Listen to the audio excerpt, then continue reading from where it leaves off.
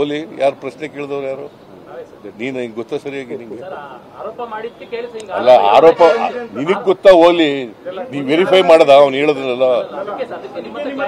ನನ್ ಕ್ಲಾರಿಫಿಕೇಶನ್ ನೀನು ಇನ್ವೆಸ್ಟಿಗೇಷನ್ ಮಾಡದ? ನೀನು ಇನ್ವೆಸ್ಟಿಗೇಷನ್ ಮಾಡ್ದೇನೆಯಾ? ಎಲ್ಲಿ ಮಾಡ್ದೆ? ಯಾರ ಜೊತೆ ಮಾತಾಡ್ದೆ?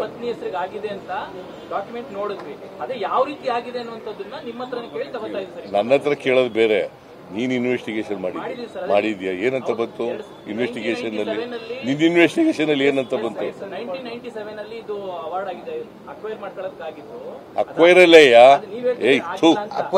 ಇನ್ವೆಸ್ಟಿಗೇಷನ್ ಮಾಡಿಲ್ಲ ನೀನಂತ ಬಿಡು. ಕೇಳಪ್ಪ, ಇಲ್ಲ 7 ಗಂಟೆ ಏನಾಗಿದೆ ಅಂತ ನನಗೆ ಕೇಳು.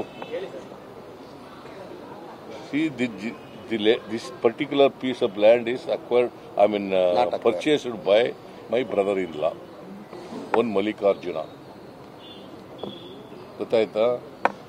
ಆ ಮಲ್ಲಿಕಾರ್ಜುನ ಏನ್ ಮಾಡ್ದ, ಅವನ ಸಿಸ್ಟರು ನನ್ನ ವೈಫು, ಅವನಿಗೆ ಈ ಅರಿಶಿನ ಕುಂಕುಮ ಅಂತ ಅವ್ರ ಭಾಗ ಆದ್ರಲ್ಲ, ಅದನ್ನ ಕೊಟ್ಬಿಟ್ಟ. ಗಿಫ್ಟ್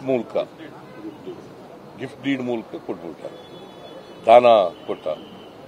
ಅದೇನ್ ಮಾಡಿದ್ರು ಮೂಡಾದವರು, ಅವ್ರಿಗೆ ಗೊತ್ತಿದ್ದೋ ಗೊತ್ತಿಲ್ದೇನೋ ಗೊತ್ತಿಲ್ಲ ನನಗೆ, ನಮ್ಮ ಜಮೀನನ್ನ ಸೈಟ್ ಮಾಡಿ ಹಂಚ್ಬಿಟ್ರು.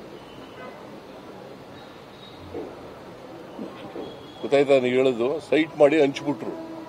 ಹಂಚಿದ ಮೇಲೆ ನಮಗೆ ಜಮೀನೇ ಇಲ್ದಾಗಾಯ್ತು, ಮೂಡ ಪ್ರಾಪರ್ಟಿ ಆಗೋಯ್ತು. ಅದು ಯಾರಿಗೋ ಹಂಚ್ಬಿಟ್ಟಿದ್ರು, ಅವರು ಓನರ್ ಆಗಿಬಿಟ್ರು.